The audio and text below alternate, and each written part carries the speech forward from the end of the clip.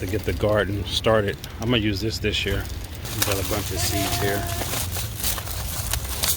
I'll show you this when I get home. I got some strawberries.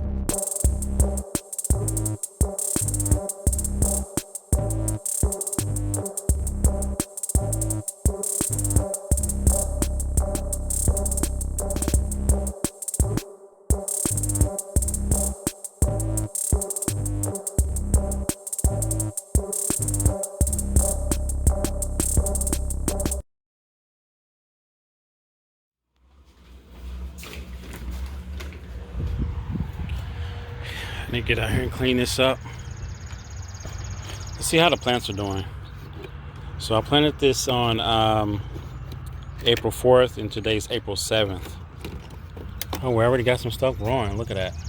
I'm gonna tell you what's in each of these cells. I had to write this stuff down. This first cell right here is pak choi, which is growing very fast.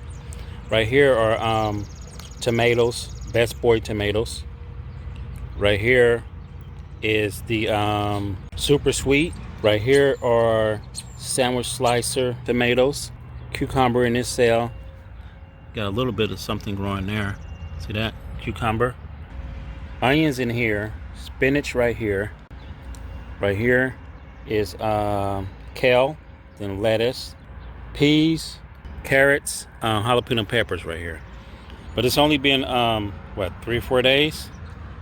And we already got stuff growing. Look at that. This is probably the best way to start your vegetables, is to grow it in something like this. And then, you know, this stays moist. You can add water up under the bottom and it sucks up the water. It's almost like a greenhouse effect. This works very well. I'm going to knock this down and build a flower bed over there. But yeah, let's get back inside.